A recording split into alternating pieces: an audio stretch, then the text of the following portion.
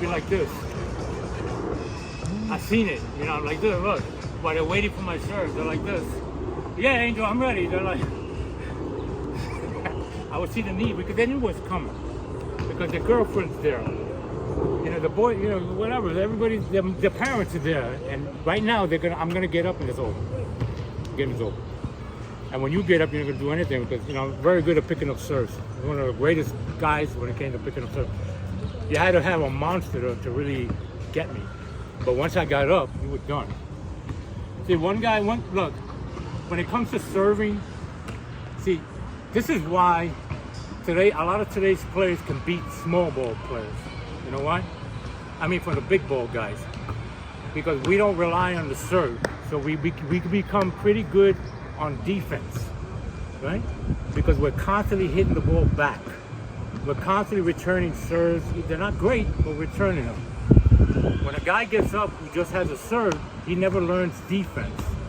He's going to get up there and ace you. You're going to keep getting him setups because the serve is so hard. And so he's never going to have rallies. So these same guys, once they get back there, they're in trouble because the defense isn't great. And that's one of the, I always knew that. I played this guy, he had a really great serve. I warmed up with him. We were going to play for money. I hit a shot outside. I looked at his feet. I beat him 21-1 because I already knew he can't run. All serve and nothing else. Satish, small ball, was a great player. All serve. Defense didn't equal his serve. Why? Because he had a great serve.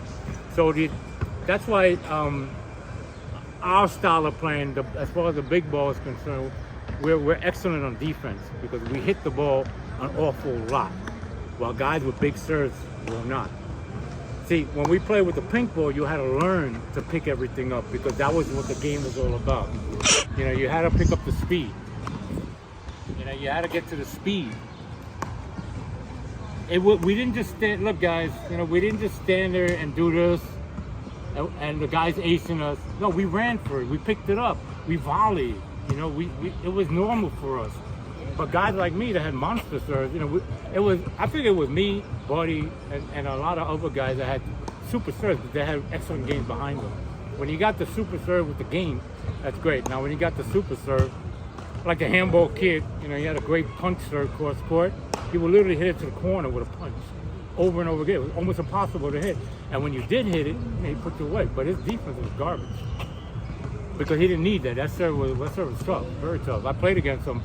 I think we got up 3 times to serve. He served me, I served him. No, I served him, he served me, I served him. Game over. That was the whole game. It was all serves. Because that day he was hot. He was hitting some monster serves. Can we talk more about the defense, like where you stand and how you stand ready to return? Well, look, when it comes to this, if I was playing with a pink ball, I gotta be like this. When it comes to the pink ball, even small ball. See, this position, I'm ready, I'm pretending that I'm gonna go in this way, but I'm keeping them from serving it to the right. But in all actuality, I'm ready to go that way. See? I can spring in any direction. Let me get this back. You don't stand like this. But with the big blue, you can because nobody's gonna serve you. But if you have a ball that's fast, you gotta bear it down.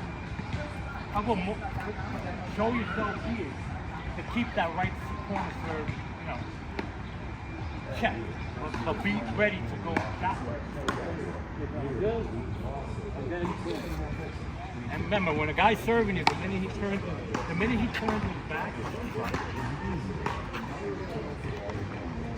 he's sizing you up. Always remember that. Look, if I'm here and you're here, he's sizing you up, where you stand, where you move. Now, when the motion begins, I can still see you. I can still see you. If I don't see you here, I know you're over there. See, so you never really take your eyes off the ball. You go like, you know, you're ready to serve. See, I still see you. So if you're not there, you're over there. See? If you're here, you're not over there. And then I serve. But a lot of guys, they don't pay any attention. They just go like this, look. And by the time the guy turns around, you're already there. He's already made the motion, the commitment. It's hard for people to commit. learn not to commit by doing this. Head fakes. Head fakes. You head fake. Keeps them guessing. See what I mean? You don't go turn around. You never turn around. You turn around like this. Watch. Put it over. Serve. Going this way. You don't do this. Go. See? Because I'm ready. See this? I'm ready. If you do this, look. Oh. See that? You're done. Anything this way, you're gonna have to go. But when you do this, see, you're ready. Same thing with the right. Serve it. You don't do this. You serve it to the right. See, you're ready. Ready to move. You don't do this. Because look. You always keep your eye on your pony, even with your peripheral. One thing that's great about handball, it improves your peripheral vision. So we see better. That's great if you're driving cars. That's great if in emergency. We actually see better when we're crossing the street. I don't have to turn around. When I'm crossing the street, I'm like this. I see the car coming. I already see him. I can still see him. You know? I'm like this. You know, but I'm watching him. And he knows it. You see, they know it. So handball really helps with your eye hand, but it really improves our peripheral vision, which is great. That saved my life a lot, you know what I mean? Because you could see those cars coming, or you could see things coming, even though you're looking here. I'm looking straight, and I can see that, and I can see a little bit over there. See? Our vision is so much better because we play handball. It really improves our peripheral vision.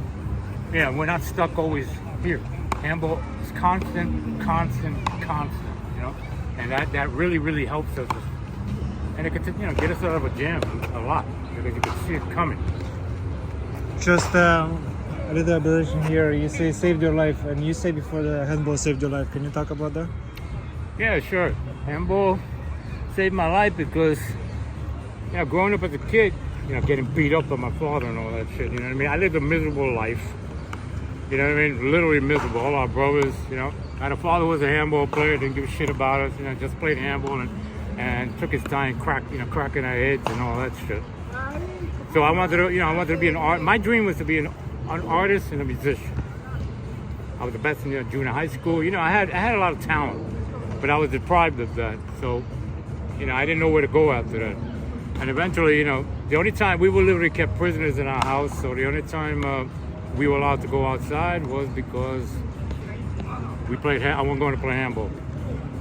So handball, it gave me a purpose. It took me out of where I might have been, you know what I mean? And then eventually, I dreamt about being the best, I told myself I'm going to be the best. And, I just got really involved in the sport, started winning tournaments and then, I had a direction to go, I had somewhere to go. When you got somewhere to go, it's good, regardless. It was a dream. And then later on, an obsession, you know what I mean? Sometimes, the dream becomes, dreams can turn into nightmares. But, that's why, look, that's one of the reasons people tell me, you should stop, blah, blah. How can I stop a game that saved my life? You know what I mean? I tell people, handball saved my life. You know what I mean? It saved my life. It really did. It made me somebody, especially in a game, the street game, maybe legendary, whatever. But it made me somebody, It gave my mothers, because I'm a bastard. Call me a bastard any time, because it's true. You know what I mean? It gave that name some importance, which is good. You know what I mean? And something you'll take to the grave. So it's good. Once you've been there, done that, you've done it all. There's no more. The only thing that saddens me, there's no more icing on the cake. The cake has been full. There's nothing else I can do that will, achieve that. And I was fortunate because a lot of kids got really good because of me. Like in Arthur Avenue, they used to hang around me and they learned. I had a whole troop of young kids in my park, and these kids were playing just like me. diving. I mean, tremendous. You would have freaked out if you seen these kids in my park, playing. Because when I started getting good, I would go to Arthur Park and bring my trophies there. I would get on the subway, bring my trophy, plop it from West 4th Street, plop it there, and start playing with the kids. They always saw me bringing these huge trophies to the park after I was getting more established on West 4th Street. And of course, I helped Brookie with his game, and I brought one of the great players of into the sport. Look, as a 17-year-old kid, rookie. I backed him up for money. We took him in tournaments. I believe, this is one thing about belief. You gotta understand it, right? You might have the potential, but if nobody believes in you, it's gonna be hard. But now you don't have the potential, but there's one guy who's been there, who believes in you. Things change. See, I always believed in Brookie, no matter what, no matter how bad he was. I believed in him. I knew it. I felt it. I knew this kid is gonna be great. And I knew it no matter what. I knew this kid was going to be the next superstar. What was it? What made you think like I that? don't know. There was just something about him.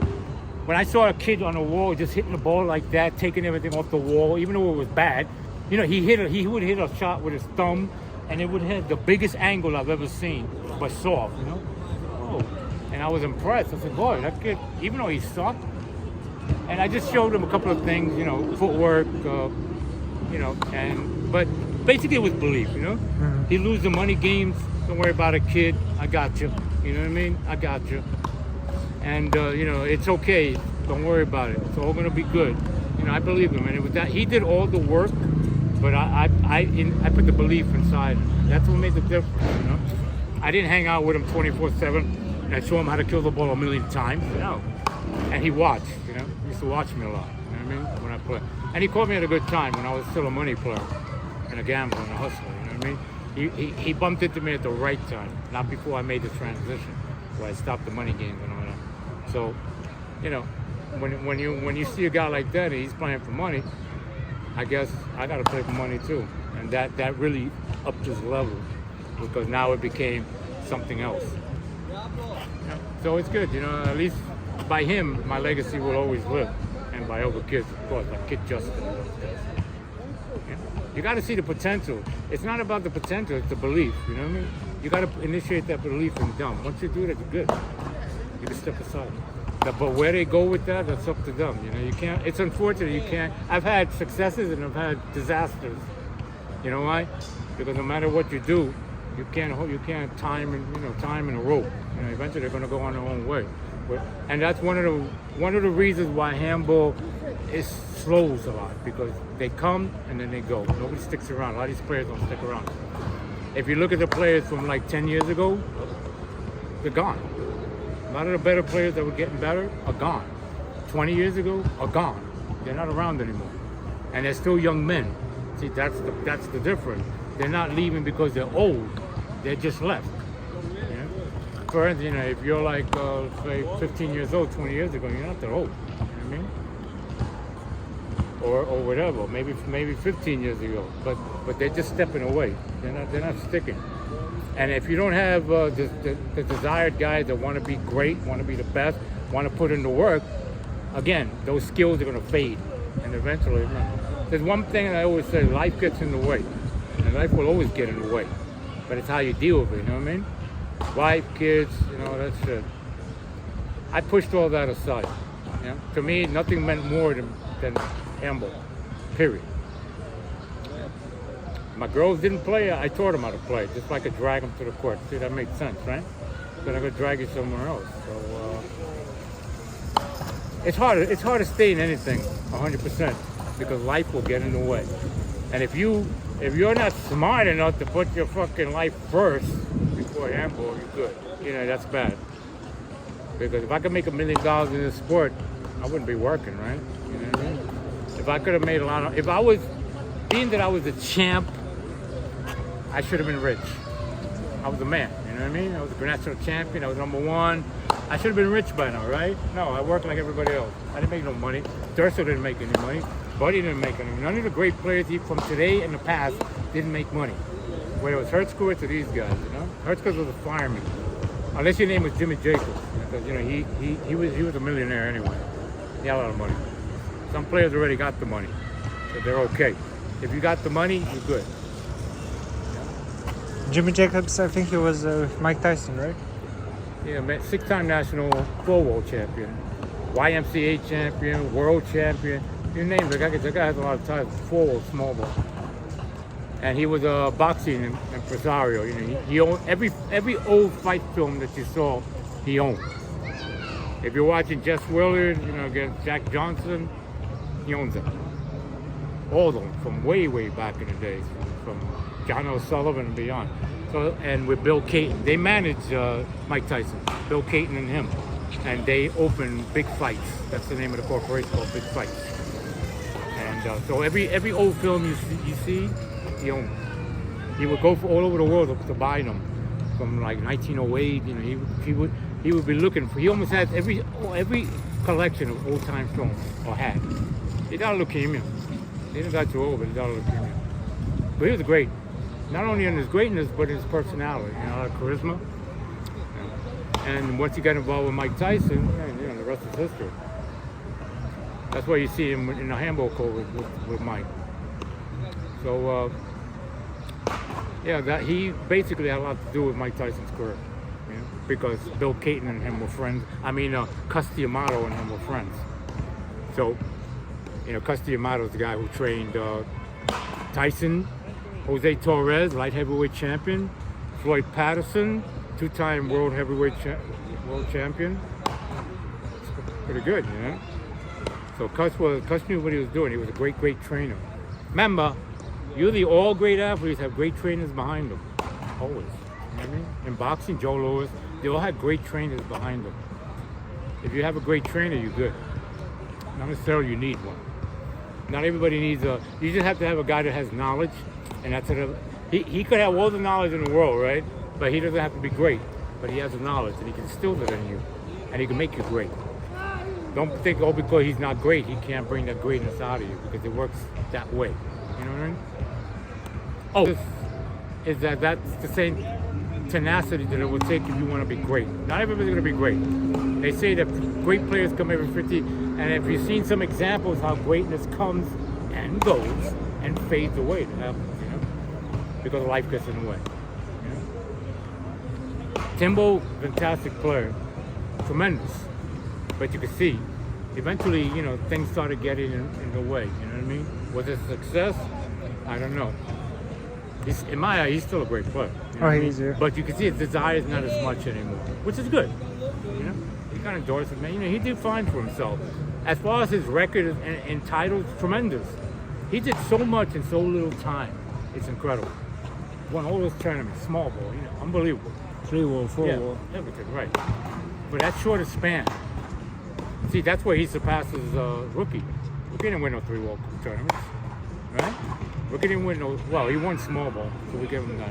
But basically, he added a little bit more to his repertoire than Rookie did, as far as. And thanks to Rookie, that's why he got good. Rookie used to pound them into submission. Dio used to pound them into submission. You know, these guys used to beat the shit out of him. And that changed. But right now, you know, his desire is not, in my opinion, it's not what it was. I'm not talking about the weight. It doesn't matter. I'm talking about the desire. It's just not there. He seemed to have lost that fire. Not there. As much as it should be before. But, you know, let's hope he rebounds. Because Hambo needs him. You know, Hambo needs a guy. Hey, Timbo, I want to see that fucking attitude too, by the way, that I used to love. Yeah, speaking of the attitude, you say the people coming in to see a show, not handshakes. And, Yeah, exactly. I'm telling you guys, and I'm going to say it.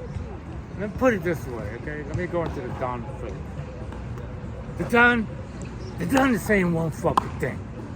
Guys, people want to see a fucking show. They don't want to see you fucking hitting the ball. They don't want to see you fucking shaking fucking hands. They don't want to see no fucking soft shit or nice shit. They want to see a fucking show. So let's give them a show. All right, let's give them a show.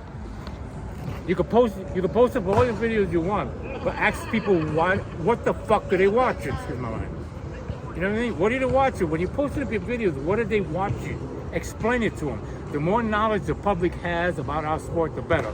Don't just post up your damn freaking game and say this schmuck is fighting that, is playing this schmuck. Look, in a boxing match, you put two guys in a ring, right? What are they fighting for something? That's the first thing. Are they fighting for something? What kind of record does he? You'll ask a million questions in a boxing match, right? And they'll explain it to you. You gotta do the same thing in handball. What's this guy's purpose for getting on the court today? Why is he playing these games? What's his future? What are his plans? You can say that just like that. But instead, go play a handball game. This guy plays this guy. There's more to the story than what you guys are just posting up. And once you add more to the story, you'll get more people interested. You understand? That makes it interesting. It piques people's interest. But just playing a fucking game ain't doing shit unless you got something really interesting that you're gonna be performing. Like maybe you hit a shot and you do a triple somersault. That's great, right? If I can hit a shot and do a triple somersault after that, I'll probably get 1 million views, right? Yes. Speaking of this guy fighting this guy, in handball they use only the first name, which is nowhere seen in other sports where you're supposed to promote your last name as a brand. Well, some guys, you know, you have the nicknames, like, you know, Pro Angel, Timbo. That's not, his name is Timothy. That's a nickname right there. Everybody knows Timbo. Gio, right? Tavo. That's not his name. It's Gustavo. It's Guzman, whatever. Gustavo. Nobody's saying Gustavo. They're saying Gustavo. If you say Gustavo, everybody lost. Who? You see, so basically the nicknames come into play a lot. You know, some could be catchy. You know? But how can we be like tennis when we're gonna use nickname or first name? Well, you can't say the guy's first and last name because it somehow gets lost. The handball's always been a nickname thing. It's been like that for ages. You know, guys only, you know, hey, in boxing too, like Smoking Joe Frazier, right? Smoking Joe. What do you mean Smoking Joe? Boxing, the same thing. Prince Hassim Nahmed. That was no Prince. You see what I mean? The nickname that gives you an identity, and that's very important because people can identify you more, and they like that. You know what I mean? When you don't have a nickname and you have just the first name, how can I identify a John from a John? Or an Angel from an Angel? Yeah, that's the problem. Okay, that's John and that's John. You can go John A and John B. You know what I mean? John A, John B, John C. You could do things like that. But it depends if anybody really cares if it's John. John Rookie Wright. Right? Everybody knows him. Right? A lot of people don't know that's his first name, right? His name is John. A lot of people don't know my first name is Louis. I'm not an Angel. It's Louis Angel Marquez. Luis Angel Marquez. Nobody ever calls me that. I go by my nickname. You know? Nickname. It's Angel. See, so people identify me with Angel. They don't identify me. Now, believe it or not, they call me Angel Marquez. I get the whole name now. Before it was Angelo, Angel, Pro Angel. Now it's Angel Marquez. Now I get the whole nickname and last name. What if you had a t-shirt that will always say Luis Angel Marquez in every video that you have? And people probably identify because they'll see the angel there. The angel will. Hello, guys. Did you just see my ball right there? Yes. God, it smells like a pink ball. It's from Spaldini that was crushed off. Yeah, they got their unique. Spalding has its unique smell. This is good. There's a new tournament, or this a new tournament in the summer. Raul Fantauzzi is organizing with Spaldini ball. Would you join? Probably not. Raul has a tendency to do it on the days I gotta work. But nah, doesn't matter. Why should I? You know, I've done it all. I don't know. It doesn't pay for me to play.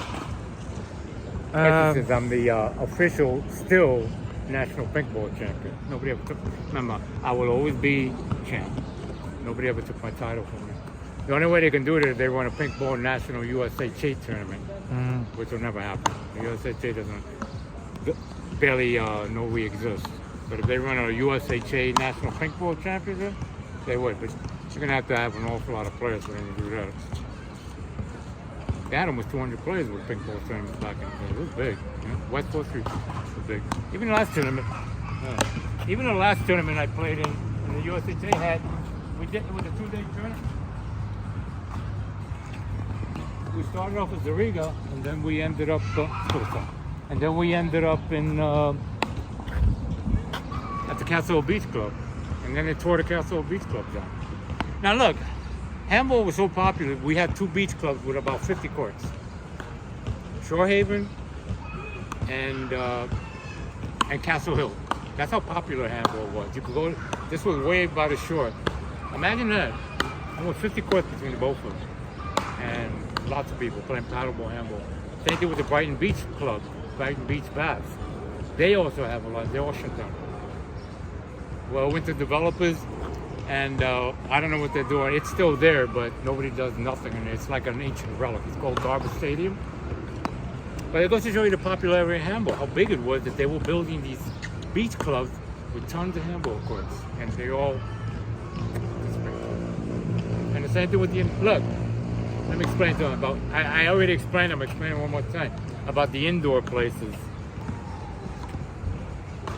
They had 7 of them, 7 indoor facilities, right, for paddleball. Huge. All gone except Zariga. Zariga is one of the originals. What did that tell you? And nobody really built one. Gus opened one in Brooklyn, that place in Brooklyn, and then they closed it, right? A1, they closed it. There was another indoor place that opened up in Long Island. That closed. This guy had 4 wall courts, 1 wall courts, you know. Oh, they closed. What I'm trying to say is, if I'm gonna open up an indoor facility, you're not gonna survive on this. You're not gonna survive on that. Racquetball is dead. You're not gonna survive on racquetball either. You're gonna survive on, if you're gonna put in work, workout shit. You're gonna have to put a lot of money in more swimming pool. But for that, you might as well open up a health club, right? Like the Bronx House, they got or YMCA's. They got handball, but they got everything else, and that's gonna cost you a fortune. And you know what? Guess what? Nobody's gonna play handball. Everybody's gonna be heading for the gym. People prefer to do their workout in the gym. Case in point, look. See that area there? It's the workout area. There's a workout area over there. It's empty. You'll find more people over there than handball players. There's not one handball player here, except me. But they're working out over there, right? They're working out over there. Here you just find a bunch of eat, sleep, handball, repeat. 2 players. Oh yeah, it's another thing you got to do, right? In order to become great, you got to eat, sleep, dream, handball. It's got to be on your mind. That's one of the keys to greatness too. You got to eat, sleep, and I couldn't wait to wake up to get to the next court. You know what I mean? I could. I ate it, I slept it, and I dreamt about it, 24 hours a day. You know? I couldn't wait to get back to the court. Just like it's okay. You know what I mean? But I know my chin is coming up, but I was in Maine recently, and I just kept telling my girlfriend, I want a wall, find me a wall. We finally found a wall, which is great. You know what I mean? You're desperate. You give me a wall. I don't care. Just give me a wall. I don't care. You know what I mean? We found pickleball, but I wanted a wall. I said, let's find a wall. I need a wall so I can hit it against the wall. But this is a game for itself. You know what I mean? Remember, Big Blue evolved from this. When this stopped, that game came around, and it saved handball. Now, just imagine what would have happened if everybody decided not to play handball. It would have been over. Nobody would have been playing handball. Handball would have ceased to exist. But they changed the ball, and that's what counted. So you guys can thank guys like me that you're playing handball. We are the predecessors. We're the guys. Like I could thank the guys before me. Thank you. You know. Thank you. Exactly. I could thank the Irish because they're the ones that brought handball to the United States. No, thank you, Andrew. Right? That was I a can good thank game, them. man. Thank you. Let me ask you, give me some trick shots to lie to my opponent. Something that you have. Trick shots. Well, trick shots, it spins. Always spin the ball. Spin it. That's a trick shot. The cuts are trick shots. It's a drop. A trick shot.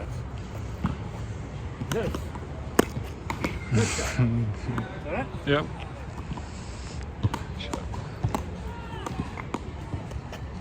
Top drop. Trick shot. You know, the key to any shot is don't telegraph it. You know what I mean? That's why I always say don't hesitate and take your time. One quick, swift. See that?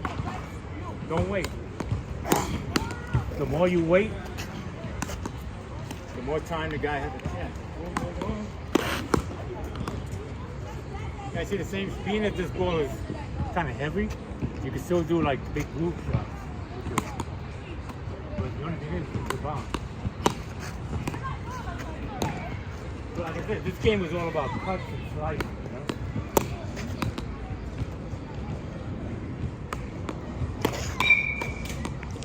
And hooks on the hooks on the floor. And spikes, of course.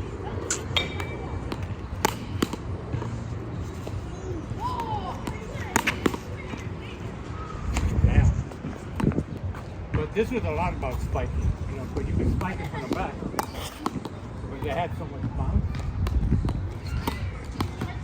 Unlike, you know, Big Blue, the whole game is about the wrist. Do the wrist. Wrist. Wrist. Wrist.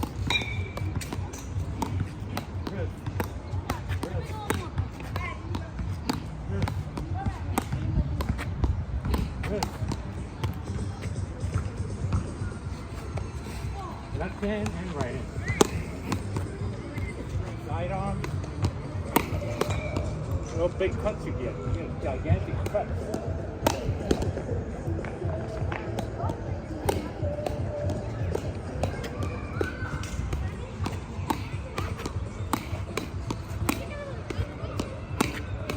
Another flat hand shot, see?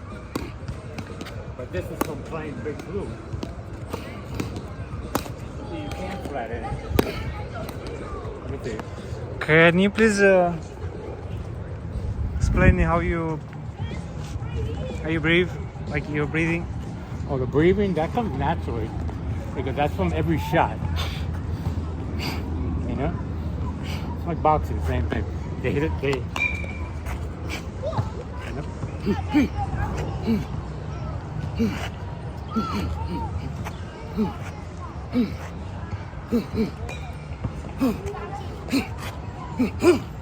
That's where you get your thing. Anything handle, you know?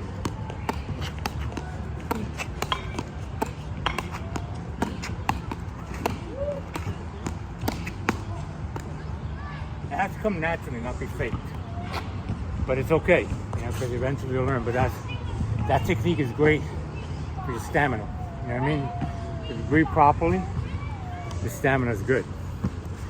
If you're not breathing properly, you're gonna get winded very, very quickly. Because you're just breathing. If you're breathing through your, see, the best breathing through your nose. Those hairs aren't there for nothing. It's a filter. So as it goes in, it filters the air. As it comes out, if you breathe through your mouth, you're gonna wear out in 2 seconds. It's like when you have a cold, you do this. Because you can't breathe through your mouth. You're going like this. Or you're tired. You're going like this. You're dead. Anytime you're in a game and you see a guy's mouth open, finish. It's over. Because now he's trying to suck in too much air through his mouth because he can't. This isn't enough for him now. He's got to get that extra. But basically, he doesn't understand. He's wearing himself out. So that's why every time. And once I saw a guy like this, finish. You know. But if you got a cold, that's why if you have your nose stuffed, it could be really, really tough on you because your breathing is going to be horrible that whole game. And you're going to be breathing through your mouth. And when you start doing that, you're going to wear out really, really fast. You got to get back to keep your mouth shut, you know? Always keep your mouth shut and let the breathing, not just in, but basically in and out through your nose, you know? Or you can do that, look, you see? So it's good. Or you could just keep the breathing through your nose, you know? The whole game, keep your mouth shut. Don't open your mouth. You know what I'm saying? Back. Another question. Is trash talk important in the game? Yeah, of course. It's intimidating. Look, if I'm gonna play a guy, what's wrong? They do it in all sports. Right? What's wrong with coming up to the guy is, okay, who am I playing? Playing that guy. Okay. You walk up to him.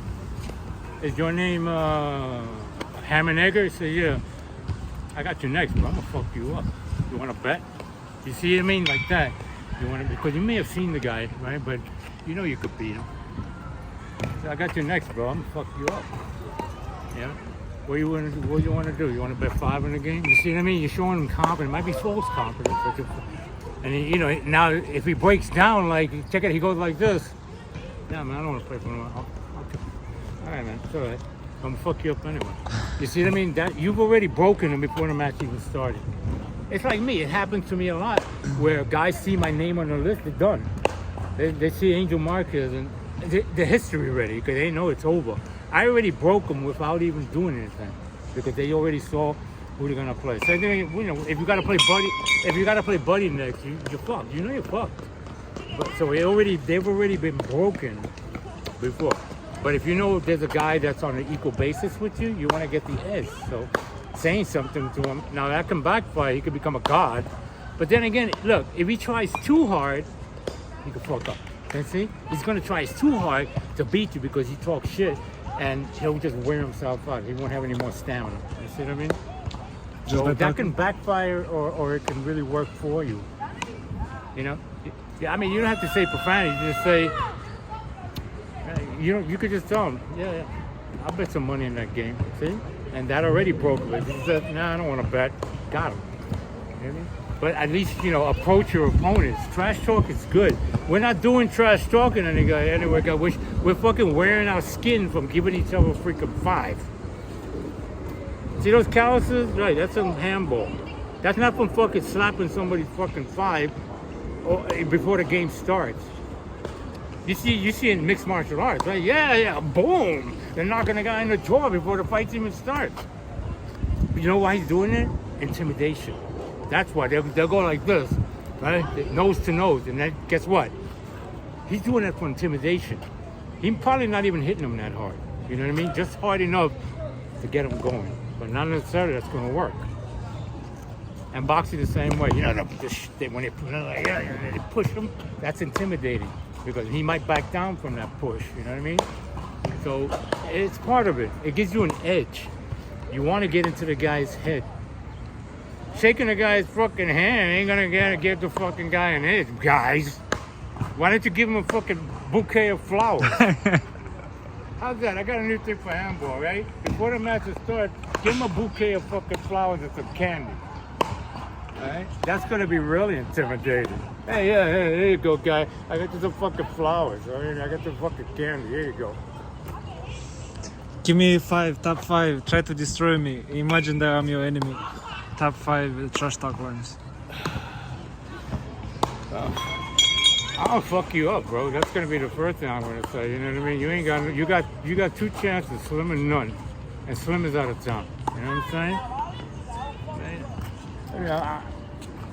You think you got some game? I'll fuck you up with my left. You know what I mean? Because I know my left is better than your whole fucking game. You know what I mean? You ain't shit. Because that's what you gotta do. You know, you ain't shit. You're garbage. You know, you ain't shit. I've seen you play. You can't play for shit. You mean, get your fucking ass on the court. You know what I mean? Because I want to bust your ass. I want to bust you up. After the game, you're gonna go crying to mama. She's gonna come get you. She's gonna want to hold your fucking hand. You know what I mean? But once you get on the court with me, I hope you got fucking life insurance because you're gonna need it. Because after the game, they're gonna be carting the carcass out the fucking court. They'll be calling the Undertaker for you. You know, rest in peace, rest in peace. All right, it ain't gonna be Paul Bearer either. It's gonna be the real fucking deal.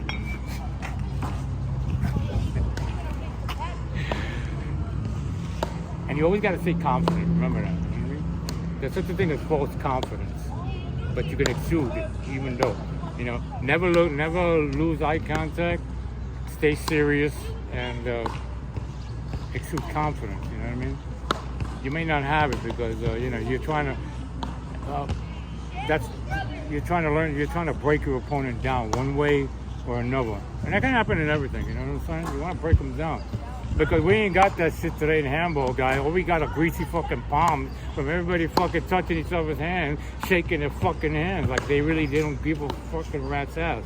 You guys got to give a shit about the games you play. If you like losing, I'm gonna say this: if you like losing, don't play handball. Don't play anything. You should never like losing. Learn from losing, and then come back and avenge that loss. Right? Don't take losing like it's nothing, because if you take losing good, you're going to be nothing but a loser. You're going to get to like losing. And I'm serious, guys that lose a lot like losing because they're used to it. You don't want to be used to losing. You want to be used to winning. Win pretty, win ugly, a win is a win. You know what I'm saying? Whether the guy breaks his ankle in a game and you won, you won. Bottom line. You know what I mean? It doesn't matter. Whether the guy got forfeited in the game, you won. A win is a win. No matter, take it any way you can and do anything to get it in a game of handball. You know, bust your fucking ass. Because even if you lose, you know that you did that. You busted your damn ass. You know, if you don't give it your all, don't play handball. And that's my bottom line. You know, gotta give it everything you got. And that'll check it out. And the best part about this is that even if you lose, you win. You could still be a winner even though you lost on how you performed on the court. Because even guys that win can become losers depending on their performance and how they acted on the court. And you will always be judged by your last win. You could win 10,000 or your loss. You can win 10,000 games, lose one, and that's what they're going to judge you by. Oh boy, he won 10,000 games. Everybody's patting you on the back, right? But lose one, and that's what they're going to remember. So you know how you avoid that? Keep winning. And that's it. Everybody will always remember your losses. They ain't going to remember your wins. Because that's what they want to see. That's what they want to stick it to you. Yeah, I won 5 fights. Yeah, but you lost a lot. See, that's how it works. Right? And that goes for champions and everybody. Ryan Garcia lost his last fight, right? Everybody, not this one, the one before against Gervonta. That's all everybody talked about. He quit. He was on his knees. You know, he gave up. They stuck it to him like crazy, right? They completely forgot about his 15 national amateur champions. They forgot about everything else. They forgot about this. They forgot about everything. All they remember was the fact that he quit against Davis. See? You're judged by your last win or loss. And then they're going to judge you on your next performance. Oh man, he didn't look that great either. You know why? Because they're still judging you on your last loss. Oh, he didn't look that good now. So you got to get away from that stigma. How you do it? Now your next win has to be exceptional now. You really got to win. You can't just la-di-da the whole fucking match because they're gonna stick that to you too. It's not easy to get the public's approval, you know, because the public is fickle. So keep winning and avoid the losses and hate losing, but learn from it. And that's it. That was good, man. Thank you. All right, one more time. Hi, can you please tell us your name and where are you from? Angel Marquez from the Boogie Down Bronx. Well, born in Manhattan, but raised in the Bronx. Why do you play this game now? Because I love it. Why do you love it? Because it keeps a 66-year-old man in shape, and basically that's it. It's a great workout, and it's great mentally and physically. You can't beat a sport where all you need are these. No paddles, no nothing, just this. How can you beat it? It's just us. It's just you. There's nothing else. Just our hands. It's just period. We don't need rackets. We don't need guitars. You know, we don't need to play with freaking paddles or nothing. All we need is our hands and a ball and sneakers, and we're ready to go. Would you support making one all handball an Olympic sport? If possible, yeah. There has to be a lot of changes, but the possibility can exist if we get enough people and if we get more people involved and we try to market ourselves 100 times better, because that's the point. Look, understand this, okay? It's all about marketing. it doesn't matter if it's even great. It's how you market it. I can take that helmet and market it and sell it if I had the right tool. I could take dust from the floor, turn it into something, and if I know how to market it properly, I can turn it into something. If people can do that with the simplest things, how come we can't do it with handball? Because we don't have those type of people with us. We don't have people who market it. The USHA took off because they had a businessman running it who knew all about marketing because he was a businessman, a millionaire. See what I mean? He knew how to market it. He got it in the papers. You know what I'm saying? We don't do any of that. We just run tournaments. We don't market anything. There is no marketing on our sport at all. Zero. Now check it out. You get sponsors, they're here today, gone tomorrow. Sponsorship must be consistent. Must be every freaking time. The same guys. But if you don't have crowds, nobody's gonna market you. If you don't have crowds, nobody's gonna give a shit. Marketers want people. It's not who's playing, it's who's watching. If you're not always watching, nobody's it doesn't matter how good you are at marketing, nobody's gonna care. It's never gonna work. Never. Ever. You know, because you gotta market it. It has to be, handball has to be treated like a business. That's it. It's not treated as a business, it's treated as a street sport. And under those circumstances, it's gonna keep sinking. That's what I said about pickleball. Pickleball is marketed wonderfully, beautifully. Clothes, apparel, right? Paddles, everything. You know, we don't even have a ball with a guy's picture on it. We got nothing. We got zero. We're still where we were 25, 50, 60, 100 years ago. We're still in the same boat. Where handball, only when the United States Handball Association came out, that handball actually was being marketed properly. The AAU didn't market handball, they just ran tournaments. You know? They didn't care. They just ran a fucking tournament. That was the only time the handball was actually marketed properly with the USHA. Right? With advertising and all that shit, TV time. He put it on TV. So nobody's gonna pay any attention to us if we don't have crowds that are not the handball players, guys. And that's never gonna happen. Handball is never gonna go anywhere but sink lower and lower into the abyss. Because you need, everybody needs, if you're an artist, an agent is good, right? Well, yes sir, I apologize interrupting you. This is a positive video, this is not a sinking video. We're trying to bring this handball to the Olympics. And the way over there is gonna bring this sport up anyways. But you can't do it without marketing. Yes. Don't you understand that? Yes, sir. You can't do it. It's impossible. Marketing is the key. Marketing is how do you get it out there. If you can't market it, you're not going to do nothing. If you don't have sponsors, you're not going to do nothing. Who's going to want you? Think about it. You're going to have to show these people something, not just guys playing handball. You're going to have to show them people. You're going to have to show them crowds. You're going to have to show them people who want my product. If we don't have marketing, we're going nowhere. We're still stuck where we were 100 years ago. And I'm not kidding. The only time that it went anywhere was with the USHA. Magazines, indoor facilities, a rich guy who knew about marketing, who had a business, right? After that, it went to shit. And we're talking forward. We're not talking marketing. Nobody has ever, this is the funny part, dude. Nobody has ever marketed one wall handball. Nobody. A sport that's been around since the turn of the century. Nobody has marketed handball, one wall. They market, I'm in black ball, the small ball. They marketed 4 walls, 3 walls. 1 wall national, small ball, and even that got nowhere. So how you gonna do anything? Who in the Olympic Committee is gonna look if nobody's marketing? Can I touch it? We're gonna get the top players to be as advertised as brands.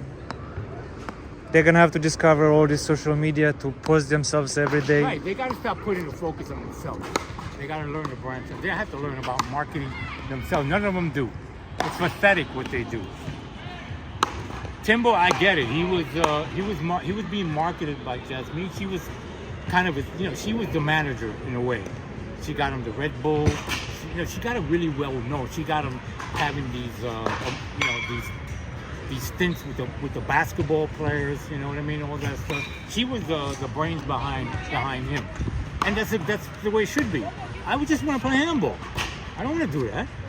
I need somebody to take care of that for me.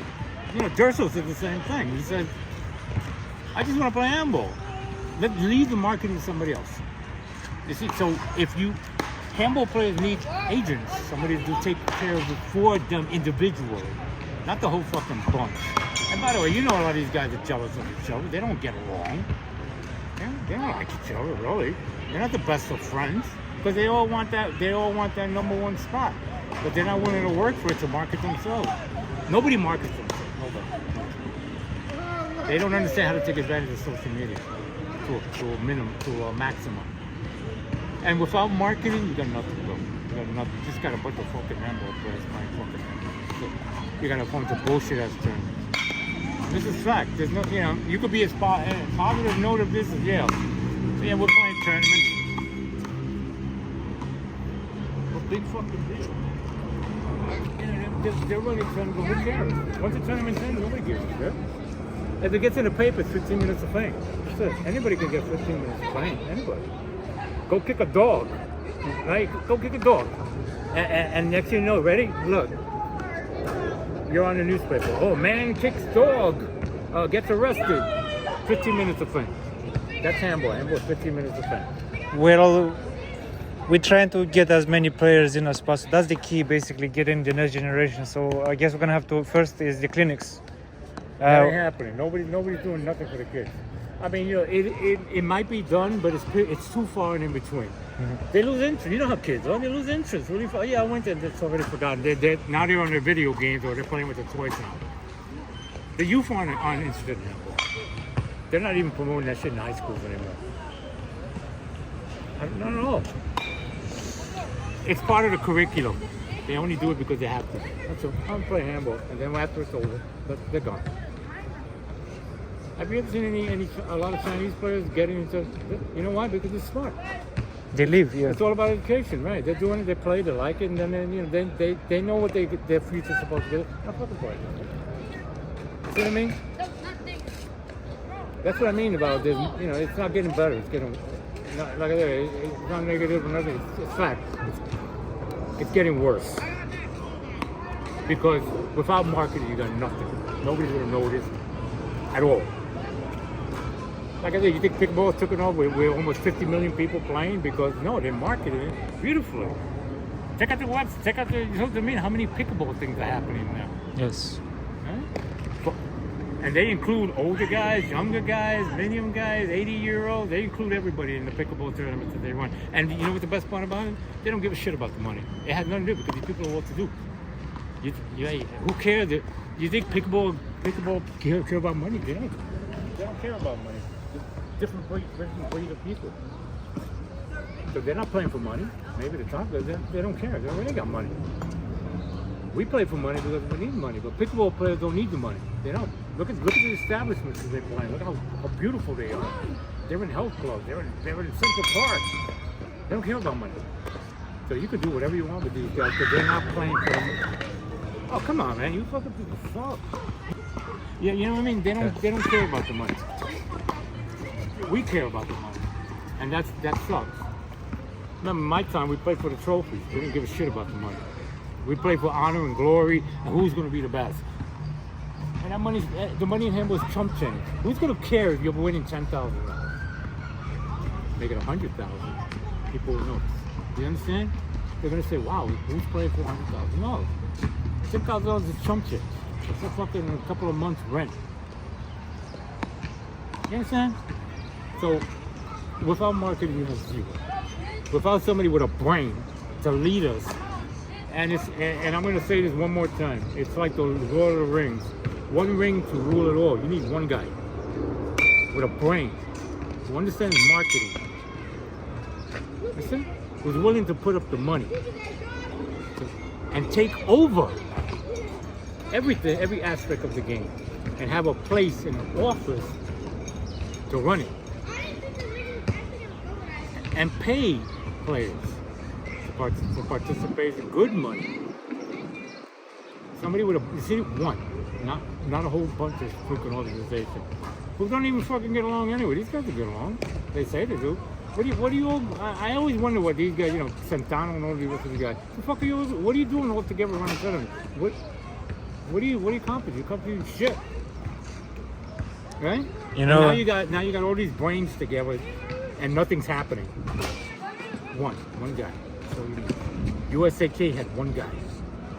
To this day, the name Kemmler is the name. You understand? And was he successful? Hell yeah. The Fall World Tournament for the Pro Tour in 1954 was $100,000. $100,000 in 1954. You know how much money that is in 1954? And this was for the pro staff for every single tournament in the United States. There were money prizes for each win. 100,000. These guys didn't have to work. They didn't work. Handball players didn't have to work back then. They worked for him. Now that's another thing. They worked for him. He had a business. So they all came to Chicago and they all worked for him at the same time. So they were making money with him. They were making money on the pro staff. And he took care of them big time. They come over, they get hospitality. He took care of his guys. But he was a handball nut. Find me a guy like that. We got something. That's what you need. You need one guy. You need all these fucking organizations. They're all well and good, but they're doing it for themselves. I don't give a shit what they say. They're doing it for themselves, which is good. They should. They're putting in the work. You understand? They deserve what they get because they're taking their time. They're taking their time to do this on their own, using their money, taking their time. They don't have to do that. They can just say, fuck you. I'm not running no more tournaments. All those guys that run tournaments could just say, look, we're not going to waste our time. We're out of here. They're not obligated to do that. They do it because they want to. Yeah? like the 10K? Yeah. They want to do it because they want to. Keller wasn't a millionaire. He was a multi-millionaire in the 1950s. The Parliamentary was a billionaire. See, so he didn't have to. He wanted to because he loved handball. The man had a passion for the game. He played. As a matter of fact, he won a couple of Masters tournaments, right? He wanted to. Is it today guys want to? No. Most of the guys that run tournaments didn't achieve any type of glory. It's like me, running a tournament. I had my glory, right? Yeah. I've done it all. So I could run a tournament and be happy. So all these guys, they never won anything. I mean, in the big stage. Unless it's like a rookie running a tournament or something like that, right? So this gives them a sense of importance and involvement when they run the tournament. You know what I mean? They're the boss. This is my shit. I'm doing this. Listen to me. Yeah? I give out the prizes. I'm in charge. So it gives them a sense of authority and power, which they couldn't get it by winning big tournaments and being the man. You see what I mean? You see how I'm getting to all aspects of this, not just one? Right. And that's it. See, I'm explaining how marketing plus having one big boss. Hey, the Mafia was like that once. They had one boss. Until Luciano said, you know what? Let's split it apart because this ain't working. And it worked. You know what I mean? He stopped these guys from killing each other. Because they kept they kept eliminating one boss after another. Mm. You know what I mean? They killed this boss, another guy took over, they killed him too. And this guy took over, they murdered him. That's how it was in the Mafia days. And then Luciano incorporated it to a business. Let's make it a business. You take this end, you take that in, you take that in. We all split the take. And Luciano became kind of the boss in a way. And then, that's how it works. You see, they became the organization.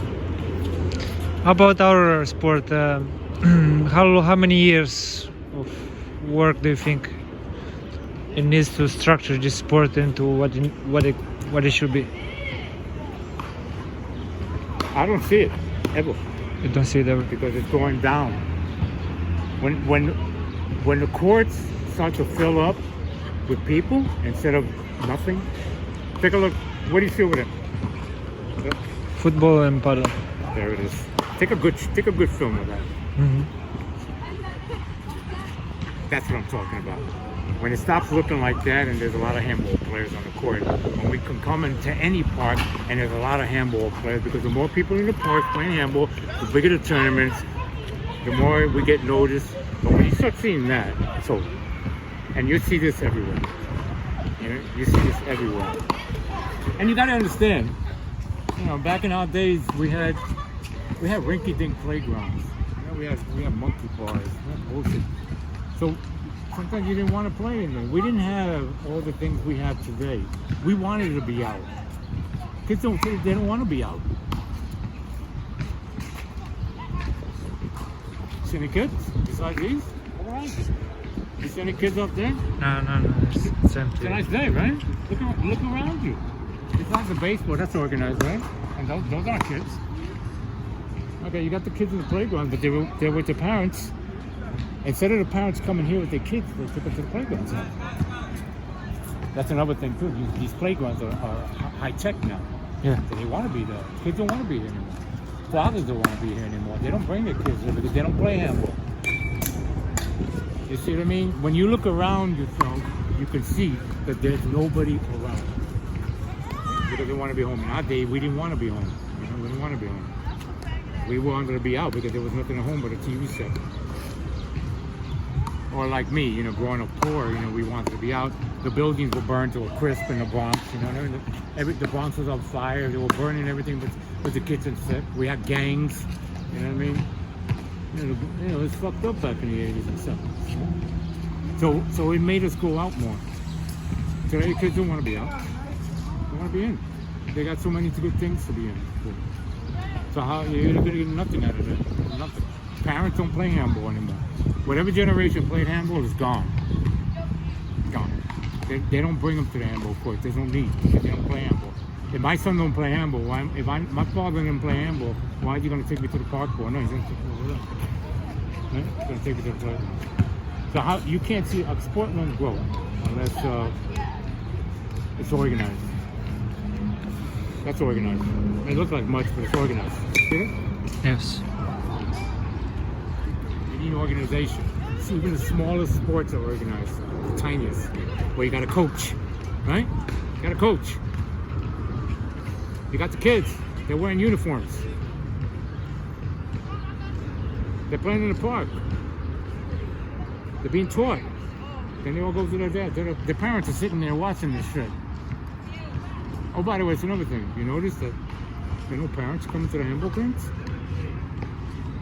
Why? These are teenagers.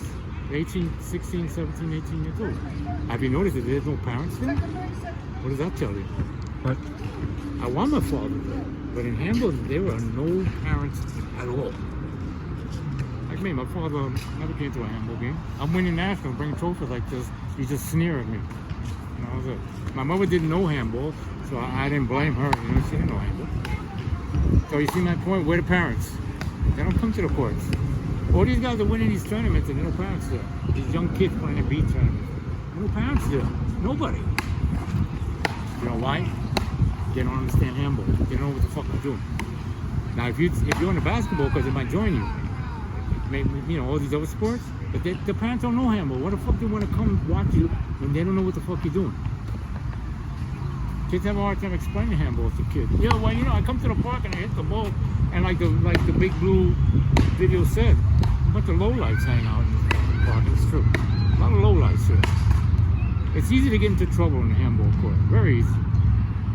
God forbid you're in a tournament. How many guys do you think might have guns out there or knives? But, you know, just in case. But there are no kids. No kids. I mean, no parents. See these kids over there? I'm sure their parents somewhere. Right? Kids are playing on parents. You know what I mean? But there are no parents. Nobody comes here for the young kids in the tournaments. Nobody appreciates what they're doing because they don't understand what they're doing. You know what I mean? They don't understand what they're doing. And same thing, if I don't understand, and they must feel dumb. Right? If I'm watching my kid and he's playing handball, and you're a parent, you probably feel kind of stupid. Because you're like, What am I watching? I'm watching this guy. I'm watching my son hit a ball against a wall. What does it mean? You see? He doesn't know they don't know what you're doing. But go to a basketball game, you know what to do, because they probably play basketball. So that's it. Without any parents' approval, what the fuck are we doing? You have to have a junior tournament. And even the junior team, they ran that tournament. Check that, you're gonna love this. That's me ran that tournament up in Claremont Park. I went there, you know, I stopped by. There wasn't one parent. There were like over 100 kids. There wasn't one parent there. They were all playing this tournament that that's being run, and not one parent did I see. Nowhere. I was looking around to see. All I saw was a bunch of freaking yellow shirts, and that was it. Not one of the parents showed up to watch them.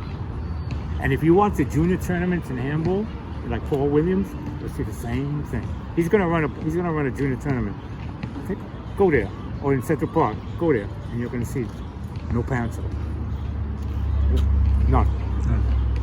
What does that tell you? Something's wrong there. Right? Something's wrong there. But like I said, I know what's wrong. They don't know handball. So I'm not gonna, you know, they don't want to sit there and watch something that they don't understand. And sometimes, you know, imagine a kid trying to explain handball to you. Well, let me see, we get on the court and we hit the ball against the wall, and you know, when you hit 21, they'll be like this. But try to explain basketball to a kid, to a parent. They know they'll tell you everything about basketball or sports, right? Well, this is what you do, son. You know, you dribble it like this. You do this. You know what I mean? Okay, let me show you. You talk to them. They don't know what the fuck you're talking about. Society doesn't know what the fuck we're talking about. So explain to me, please, why are there no parents playing handball? Because I just explained it to you. Well, nobody knows what this game is. Right. They see one wall and what's up. Exactly. So parents aren't going to show up to something they don't understand because they don't care. They don't care what you're doing playing. Now, you might bring a trophy home and maybe they'll stop caring. But how many people can bring a trophy home? Right? Oh, look at that, I won a tournament. But guess what? He wasn't there that day. Same thing will happen in Claremont Park, in that tournament, in that park. These kids are winning something that not one parent was there to show them the glory. I mean, I don't think there was I think I may have seen like 4 out of over maybe 50 kids, parents, and that was it.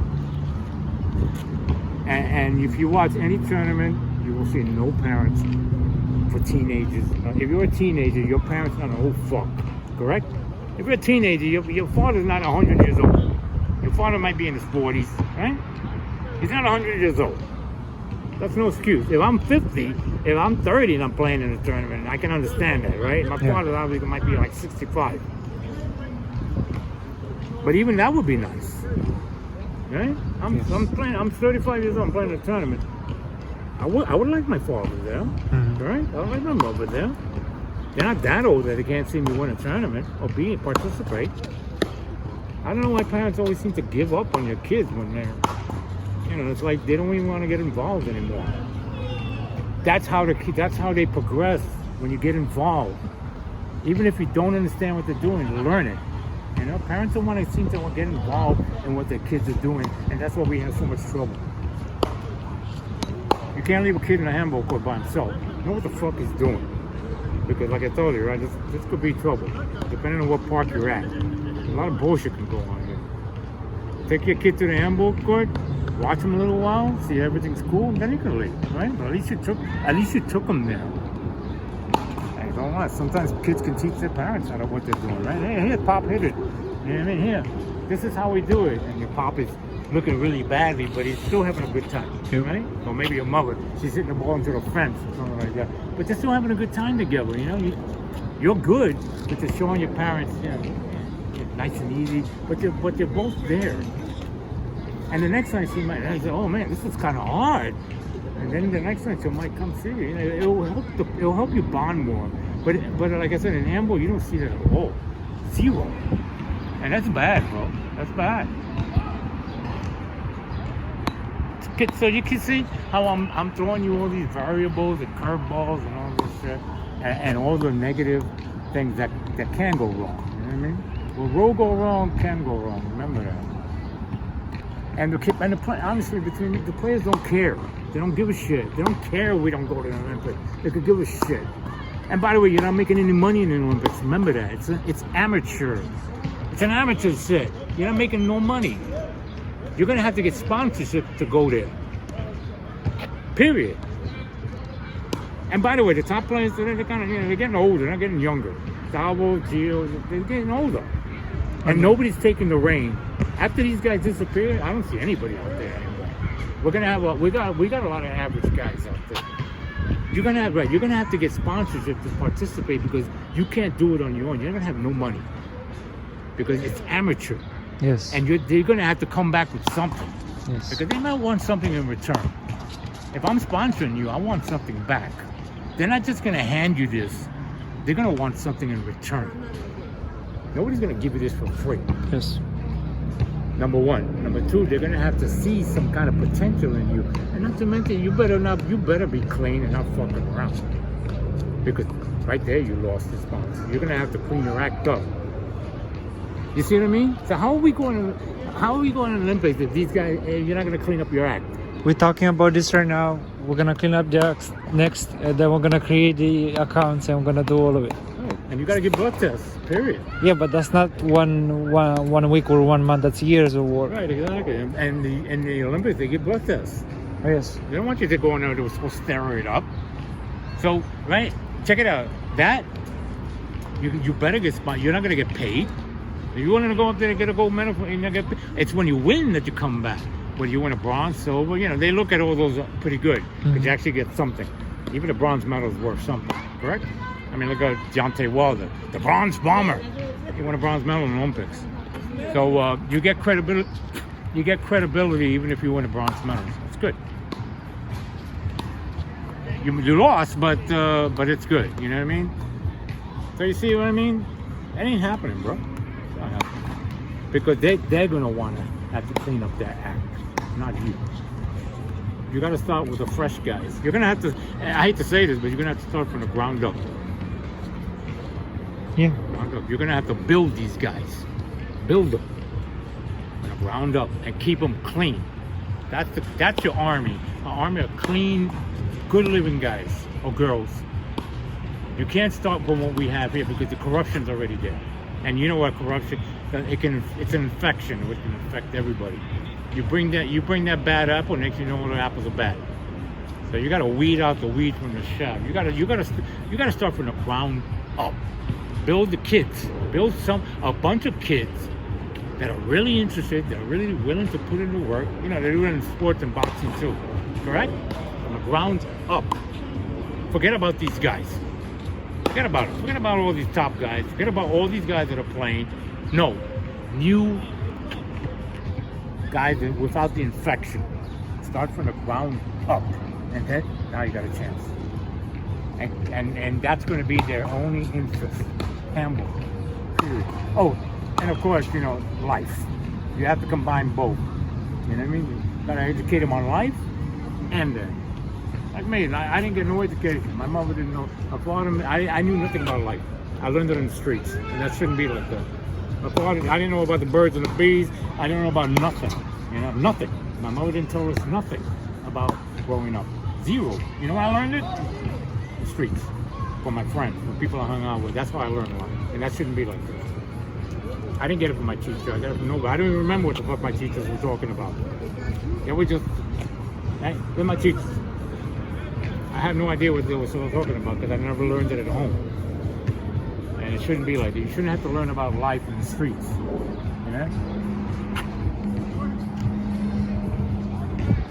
You shouldn't get educated in the streets. Oh, and that's another thing too. Make sure they have education. If you're going to build people up, they better be going to school. If they ain't going to school, you don't want them. Because at least they have something to fall on if they fuck up.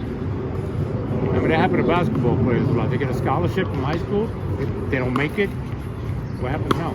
They're not going back to college now, right? They just forgot about it. You're not an amateur anymore, you're professional now. So you can't even check this out. Isn't this terrible? You went pro in high school, right? Now you can't play basketball amateur anymore. So you won't be accepted to any of the college. You'll be accepted in colleges but you can't play basketball anymore. From high school to college, you're done. You're finished. You can't go back to college. You can't go to college now because you made money. The AAU is not going to accept you anymore. You're done. You're finished. Your career's over. And that happens to a lot of guys. That's why they won't let high school guys go into college anymore. I mean, into pros anymore. Because it's happening. You're finished. You see? Now you're dealing with an amateur sport. So they better not make any money. I don't know how it works now.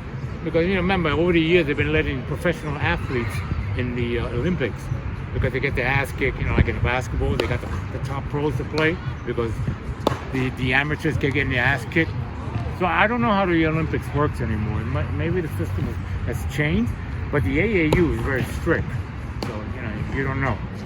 As far as basketball, collegiate, yeah, the AAU runs that. Remember, you're an amateur when you don't make money. You make a nickel, you're a professional. People think that being a professional means this and that. No, it means that if you make them $1, you're a pro. You made money. You have to not make a dime in any sport that you're affiliated with. If you're affiliated with the AAU, you make a nickel, you're a pro. You accept anything from a scout, you're done. Even if a scout gives you a little bit of this, you're finished. If he hands you anything, you're done. Hey, yeah, could you take this? AAU official sees you, you're finished. It's over, your career's over. So you see, that's what you're gonna have to deal with, by the way, if you're talking about Olympics. Right. You think any of these guys are gonna want to? I don't know. You're talking to the wrong people here, bro. They're not gonna want any of that shit. Period. Yeah, they're not gonna want that. Amateur not making no money. You're fucking crazy. Everybody wants money, bro. Everybody wants money. And handball, not going to Olympics and being an amateur and being fed by them, hotels by them. You're probably not gonna have any fucking fun. I don't see this fun. That's work. Once you get there, it's all work, work until it's time to perform. Oh, and it's every 4 years. So those 4 years, or whatever the year the Olympics is approaching, you're gonna have to work and work and work non-stop to get to that point. And that's how it works. And then when you finally get there, you're good. But that work, it's gonna be continuous. On our way to making this huge effort to get to the Olympics, we're gonna develop our sport better, make better tournaments, have an army, as you said. And you know what you need? You need a compound. What are you going to bring them here in the wintertime? You're going to pay lots of money to take them indoors? No. You're going to have to pay a lot of money to get an establishment to put them to play. You can't just bring them out here. Yes. You got rain, you got snow, you got winter, you got this. No, you're going to have a compound. That's what they do. They train in compounds. They train in specific areas by themselves that cost hundreds or millions of dollars. It's not cheap. You see what I mean? Yep. It's not gonna work. It's not gonna work. Not to be never, but it's not gonna work, bro. You can't be bringing them here, and then people say, "Hey, can I use that court?" Yeah, these are public parks. Anything can happen here. Can we do like where they do the tennis US Open and just put a wall instead of a net? No, they won't let you do that. You gotta have to pay for it. Yes, so we can. Yeah. If you pay for it, I don't know. They're very specific. Remember, they're battling with pickleball players. Where there's a will, there's a way, right? Yeah. You're gonna have to have like a compound or an indoor facility that's specifically just for training these guys. Period. With no interference. None. Oh, and you're gonna have to remember, you have to build around it. You have to have showers. You have to have lockers. You have to have air conditioning. You have to have heat. It's not just putting it in some dump, because that's gonna backfire. You're not gonna find a wall and put it there. No, you're gonna have to build around. See, handball courts are good because you can put them anywhere. But the problem is, you have to build around them. You're gonna get bathrooms. You're gonna get this. You're gonna get that. Like building a 4-wall court. You can't just put a 4-wall court. I mean, you can actually, but basically you have to build around it. You gotta have the facility. You gotta put the bathrooms, the showers, the sauna, everything. That could cost an awful lot of money. Just doing something half-assed is not gonna help. All right, Angel, Mr. Luis Angel. I mean, look, I hope it all can work out because, just do a little bit at a time. A little piece here, a little piece there, and then, just take your time doing it and see how it works out. And then you have to be the judge. Is this really going to work out? Or if not, then you just got to keep on moving. Because, if it was other sports, maybe, but we're dealing with this shit. And a lot of selfishness. Handball is very selfish. Everybody cares only about themselves. The tournament guys care only about themselves. Nobody gives a shit about anybody. You can tell they don't care about the kids. Nothing. The top players only give a shit about themselves, and they should. You know what I mean? Because it took them a long time to get there. So they paid the price in a way. You pay the price. So I'm entitled to be an asshole if I want to be. And that's the way they are. I don't have to teach you shit. And remember, it's like Taiwan and Naz. You just trained a guy that one day is going to kick your ass. See, so he took a chance there. Mm-hmm. And I don't think Taiwan's going to like that very much when Naz is beating him every day of the week. See? He's going to think, oh boy, I made a mistake here. Now this guy's kicking my ass. That's why people don't train people. I trained Rookie. He beat me once, but that wasn't the point of it. I was already on the downslide anyway, so it was fine. But I didn't train a clone. Naz is a clone of Taiwan. But now, later on, he's probably going to regret that. Oh boy, fucking guy. When he starts beating him on a consistent basis, what a mistake I made. And sometimes it could turn into a bad thing. Where now they start to despise each other. And it could happen, teacher turning against student. It could happen. That's why people won't train anybody. You're training a guy who might beat you one day. And they don't like that. Like Timbo. See Timbo train anybody? Gabo? Gio? And Gio should be ashamed of himself because he learned from Rookie. Right? Who learned from me. But instead, Rookie, Gio went after him. Beat him a few times, but basically he went after him. Did he appreciate it? Probably not. See what I mean? That's it could be a mistake. Because not the same guy you train who's beating, now he don't appreciate shit. Now he's calling you out. Say, hey, you ain't got it anymore. I'm the new you. So what are you gonna do? That's why people don't train anybody. That's what today's top guys, they don't want to train anybody. And I'm sure that mindset can go for the other guys, the B players. I'm gonna train this guy. He might beat me. He's gonna kick my ass. And they're scared. So they keep it the way it is. No training. I interviewed somebody one time and I asked him, can you show me a video some skills? He's like, no, I cannot show you my stuff. Yeah. Because they're gonna start to make it. It's all free. I was doing it on YouTube, whatever. People I asked a lot of questions when I was young.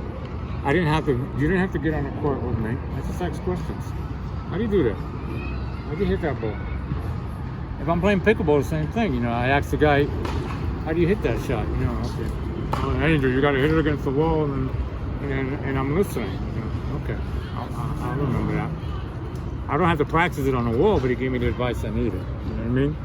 Andrew, you should do this, you should do that, you should do this. Keep it over the net. You know what I mean? This is how we do it. Oh, okay, I got it.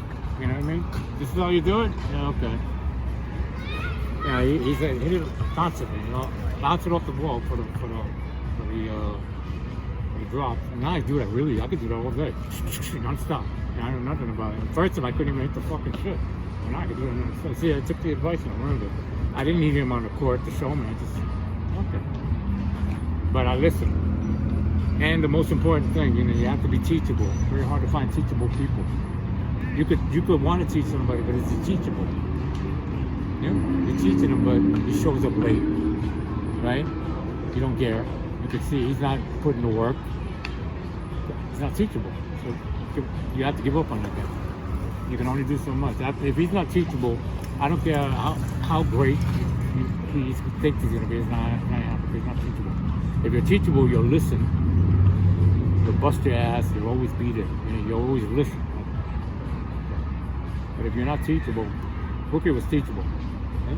Dave Rojas was teachable. Quicker was teachable. All these kids were teachable. They listen. But if a guy's not, Kid Justin was teachable. But if you're not teachable, it ain't happening. So you got to find people who are teachable. And how, like I said, the minute they're late, it's over. I want to be here. You know, you got to be the first here and the last to leave. You know what I mean? You show up. Whoa, it's already here. We're waiting for you. Hey, I gotta leave. I mean, we gotta leave. Come on, it's over. No, I want to stay here for a little while. That's what you want. See what I mean? He's not leaving. I want to play a couple of more games. You know what I mean? That's beautiful, right? But he's the first one there. He's there before you are. You showed up a little early. He's still here. He doesn't have to be late. He's just waiting for you. Like that. But when he's late, so when you show up first, and that's the time, and he's not here, it's over. He just told you that just told you something. You're never gonna hear who with an excuse. I told kids just as a kid, you don't go to church on Sundays. You come meet me. You're not real good. He was gonna be great. But that's how my mind said. You want to be great. That's what I expect. You didn't tell me you want to be good, kid. You said you wanted to be great. Okay, let me show you. So if I told you to be here, you be here. It's Sunday, you be here. We don't go to church. You know, we don't go to church. We train. You know, fuck. You know, we don't go to church. We don't do nothing. I tell you to be here, you be here on Sundays or whatever. No girl. Forget about going with the fucking girlfriend. You're here because once you make that excuse, it's over. You're not teaching. But I pushed that into him, you know, and he was really getting really good. That kid was gonna be tremendous. You see what I mean? But I punished him that way. I pushed him because he wanted. He said, "How do I be great?" And I was good. You didn't ask me to be good. You asked me to be good. I might be a little more lenient. You asked me to be great. They're talking about a guy who was great and who, you know, pushed himself to the limit. I expect the same from you. If you're not willing to comply, then I don't need you. Remember, I don't need you. You need me. That's how it works, right? I don't need you. You need me. Teachable. You know what I mean? Sometimes you gotta force that into people, and eventually it'll happen.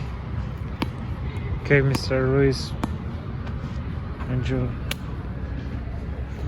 Damn, That was long. Yes, thank you very much.